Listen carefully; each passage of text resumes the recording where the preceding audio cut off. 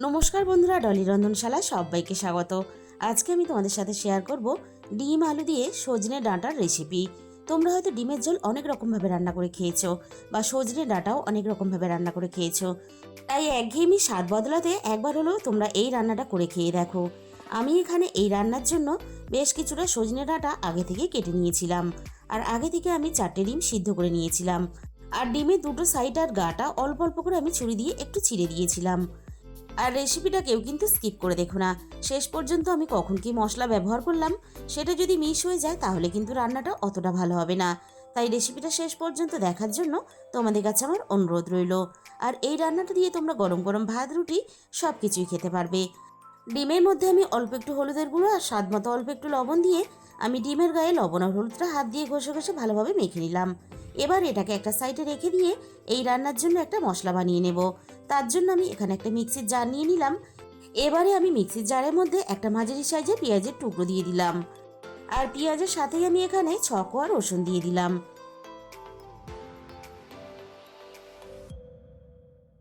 আর রসুনের সাথেই আমি একটা মাঝারি সাইজের টমেটো কুচি দিয়ে দিলাম। এবার আমি দিয়ে দেব অল্প একটু জল। এবার আমি সবকিছু একসাথে ভালোভাবে একটা পেস্ট বানিয়ে রেডি করে নেব। এই রান্নার জন্য আমি আরও একটা মশলা বানিয়ে নেব। আমি একটা বাটির মধ্যে 2 চামচ কালো সর্ষে নিয়েছি। আমি কালো সর্ষে দিয়ে রান্নাটা করব, তোমরা কিন্তু দুরকম সর্ষে দিয়ে রান্নাটা করতে পারো। অল্প একটু লবণ দিয়ে দিলাম যাতে সর্ষেটা বাটার পরে তেতো না হয়ে যায়। সর্ষেটা আমি শিলের মধ্যে বেটে নেব। তাহলে চলো রান্নাটা আমি কিভাবে করেছি এবার সেটা দেখে নেওয়া যাক। প্রথমে আমি কড়াইয়ের মধ্যে 1 চামচের মতো সর্ষের তেল দিয়ে দিলাম। তেলটা খুব ভালোভাবে গরম করে আমি কড়াইয়ের চারিদিকে একটু লাগিয়ে দিলাম, যাতে ডিমটা দেওয়ার সাথে সাথে কড়াইয়ের মধ্যে বসে না যায়। এবার আমি মশলা মাখানো ডিমগুলো কড়াইয়ের মধ্যে দিয়ে দিলাম ভাজার জন্য। এবার আমি ডিমগুলোকে নাড়াচাড়া করে বেশ ঘুরিয়ে ফিরিয়ে লালচে করে ভেজে নেব। বন্ধুরা, এতটাই টেস্টি হয় এই রেসিপিটা, তোমরা কিন্তু একদিন হলো বাড়িতে অবশ্যই বানিয়ে দেখো। একঘেয়েমি রেসিপি বারবার না বানিয়ে একদিন হলো বাড়িতে বানিয়ে দেখার জন্য তোমাদের কাছে আমার রিকোয়েস্ট রইল। আমি ভাজা ডিমগুলো কড়াই থেকে নামিয়ে নিলাম। কড়াইটা আমি ধুয়ে ভালোভাবে একটু পরিষ্কার করে নিয়েছি। কড়াইয়ের মধ্যে আমি আবারও প্রয়োজন মতো সর্ষের তেল দিয়ে দিলাম। তেলটা আমি আবারও ঠিক একইভাবে গরম করে নেব। তেলটা খুব ভালোভাবে গরম করে নিয়ে এবার আমি তেলের মধ্যে ফোড়নে দিয়ে দিলাম অল্প একটু গোটা জিরে। জিরেটা আমি একটু লালচে করে ভেজে নিয়েছি। আর এই রান্নার জন্য মাঝারি সাইজের একটা আলু একটু লম্বা করে একটু মোটা রেখে কেটে নিয়েছিলাম। এবার আমি আলুগুলো ভাজার জন্য তেলের মধ্যে দিয়ে দিলাম। এবার আমি আলুগুলোকে একটু সময় নিয়ে নাড়াচাড়া করে বেশ ভালোভাবে একটু লালচে করে ভেজে নেব। 4-5 মিনিটের মতো নাড়াচাড়া করে আমি আলুগুলোকে বেশ ভালোভাবে ভেজে নিলাম। আর আলুর গায়ে দেখো একটা সুন্দর ভাজার কালার চলে এসেছে। এর থেকে আমি আর আলুগুলো বেশি ভাজবো না। এবার আমি কেটে রাখা ডাঁটাগুলো আলুর সাথে দিয়ে দিলাম ভাজার জন্য। এবারে আমি ডাঁটার সাথেই রান্নার স্বাদ মতো লবণটা দিয়ে দেব। এবারে আমি লবণ দিয়ে ডাঁটা আর আলু একসাথে নাড়াচাড়া করে আবারও খুব ভালোভাবে ভেজে নেব। তবে ডাঁটা কিন্তু আমি খুব বেশি ভাজবো না, তাহলে ডাঁটার যে নিজস্ব একটা সুন্দর মিষ্টি গন্ধ আছে সেটা কিন্তু নষ্ট হয়ে যাবে। মিনিট 3-4 মতো ডাঁটাগুলো নাড়াচাড়া করে বেশ ভালোভাবে ভেজে নিলাম। পেঁয়াজ, টমেটো আর রসুনের যে পেস্টটা আমি বানিয়ে রেখেছিলাম আগে থেকে সেটা এবার রান্নার মধ্যে দিয়ে দিলাম। আর একই সাথে আমি মিক্সির বাটি ধুয়ে অল্প একটু জল দিয়ে দিলাম। এবারে আমি সবকিছু একসাথে নাড়াচাড়া করে বেশ ভালোভাবে কষিয়ে নেব, আদা, টমেটো আর রসুনের কাঁচা গন্ধটা চলে যাওয়া পর্যন্ত। 3-4 মিনিটের মতো নাড়াচাড়া করে আমি বেশ ভালোভাবে কষিয়ে নিলাম। এবার আমি 1 চামচ ভর্তি করে আদা আর কাঁচা লঙ্কা বাটা দিয়ে দিলাম। এবারে আমি আদা আর কাঁচা লঙ্কাটা একটু কষিয়ে নেব, আদার কাঁচা গন্ধটা চলে যাওয়া পর্যন্ত। আর আদা আর কাঁচা লঙ্কাটা আমার আগে থেকে পেস্ট করা ছিল, তাই আমি রান্নার মধ্যে একটু পরে ব্যবহার করলাম। তোমরা কিন্তু সমস্ত মশলা একসাথেই পেস্ট করে নিতে পারো। এবারে আমি রান্নার একে একে গুঁড়ো মশলাগুলো দিয়ে দেব। প্রথমে আমি দিয়ে দিলাম 1/2 চামচের একটু বেশি হলুদের গুঁড়ো, আর সাথেই আমি দিয়ে দিলাম ঝালের জন্য 1/2 চামচ লঙ্কার গুঁড়ো। আর একই সাথে আমি দিয়ে দিলাম 1/2 চামচ ধনে গুঁড়ো।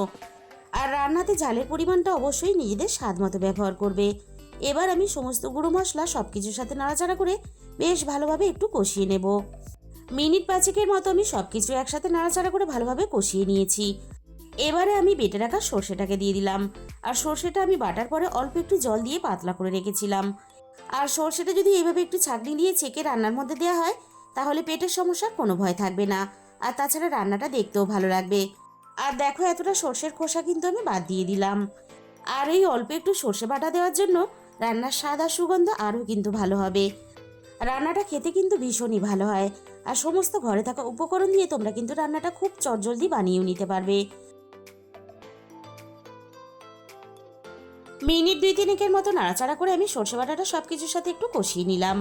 এবার আমি রান্নার মধ্যে প্রয়োজন মতো জল দিয়ে দেব। আর এই রান্নাটা কিন্তু আমি একটু ঝোল ঢেকে করব। রান্নাটা একটু ঝোল ঢেকে করলে তাহলে গরম গরম ভাত বা রুটি দুটোর সাথেই খেতে পারবে। এবার আমি সব কিছু একসাথে নাড়াচাড়া করে ভালোভাবে মিশিয়ে দেব।